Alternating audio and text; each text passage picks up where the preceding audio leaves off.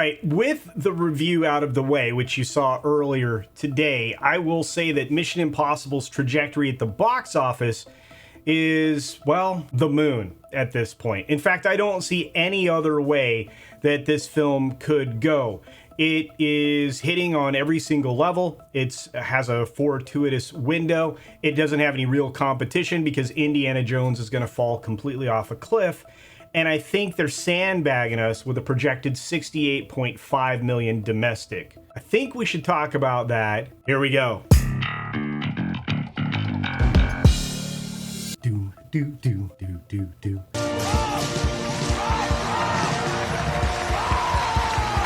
Look, I'm really excited. The film was great. Check out my review if you haven't. It's right there, okay? Well, Grant will probably link back to it at the end of the video. But hey, Grant, have you seen this movie yet? Nah, mate, I'm sorry. Oh man, you gotta go see this movie. It's fantastic. Yes, I do, mate.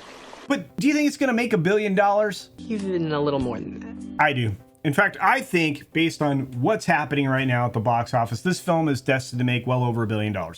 I said before that I thought it would definitely make $1 billion. I think it's probably going to get closer to the Top Gun Maverick numbers of 1.3 billion global. And that's even with competition coming in to the frame with Oppenheimer and Barbie here shortly. I don't think there's any competition, as I mentioned in the intro. I think that the Indy franchise is dead. I think everything Lucasfilm is dead at this point, and Kathleen Kennedy killed it. And setting that all aside, it's just not going to be much competition for Mission Impossible Dead Reckoning. Indy's had its time, and its time is over. You're going to get to see this film conservatively hit $250 million global this weekend. My guess is it's going to be more. I think it's got a decent shot at $300 million. And I think that that would feel about right for the way this film is playing, the word of mouth, the reviews. You're seeing, positive scores from both the critics and the normal people alike on all of the aggregators, whether it be Rotten Tomatoes, Metacritic, whatever. You're starting to see numbers coming in. You're starting to hear early buzz from the people leaving the theater. I imagine we'll have some great tracking coming out of the theater as well. And these numbers are going to be huge. What I'm afraid of is that it's going to hurt other films that have been performing well because there really wasn't much competition in the tent poles that were out there. You have Insidious: The Red Door, which is still going to pull a lot of people into the theaters over the course of the rest of this week and into the weekend.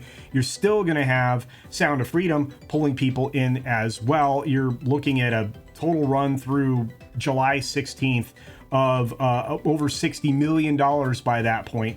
It's sitting in more theaters now. It's got a lot more eyeballs on it, over 3,000 theaters, and it's had a very small fall off in comparison from weekend to weekend, at least based on projection. It's projected for about a 34% fall off. I imagine that Indy is going to start losing more screens. Flash is over. Elemental is done. I just don't see any competition, albeit for just a few different little quadrants here and there that have any interest in seeing either a horror film or a really bad Indiana Jones film.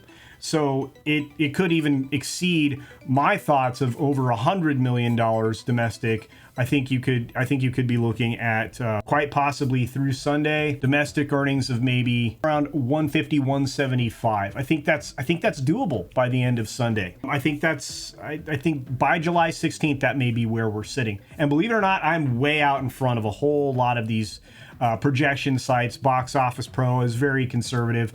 Many other outlets are very conservative right now, but I think as the numbers come in through this early release period that we're in now, from Tuesday evening through, well, let's say Friday, right, when it's officially out, I think those numbers are really going to push that overall number higher. Is that unfair? Probably, because it did get an extra day or two head start in some places. Is it unusual? No. We saw this happen with Indiana Jones 5 and a few other films recently that they were just trying to bring in something. But this film will not struggle for an audience, and it's not going to struggle for money. And I, like I said, don't see a whole lot of overlap between Oppenheimer and Mission Impossible. What I do see, though, is a more challenging road about 3 or 4 weeks in, as maybe people want to go out and see a different film. But I think that the rewatchability of the film will actually really pay off.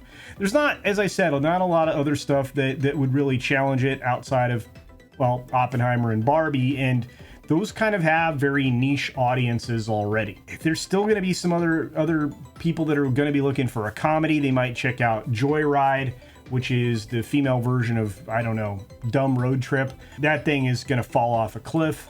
I don't see that going anywhere anytime fast. Little Mermaid is still trapped in theaters. Why? I don't know. It's not bringing in a whole lot of money. The same thing with Transformers: Rise of Beasts. People might go and check out No Hard Feelings. That, for whatever reason, is still pulling over 3 million potentially over the course of the next several days. I'm looking at these numbers and I'm feeling like there's no other way but up for Mission Impossible: Dead Reckoning. And I've been talking and basically being somewhat redundant throughout.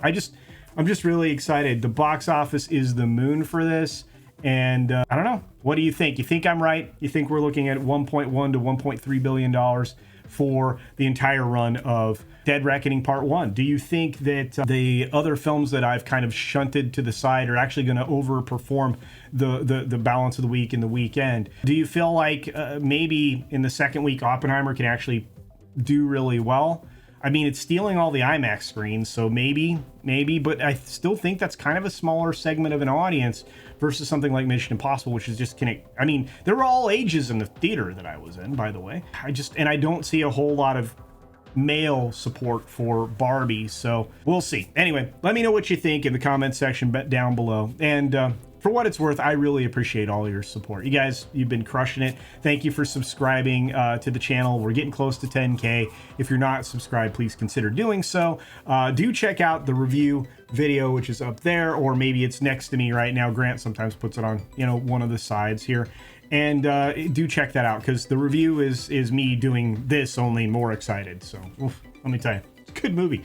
And with that, be sure to take care of yourself, take care of others, wash your hands, of course, because it's good hygiene.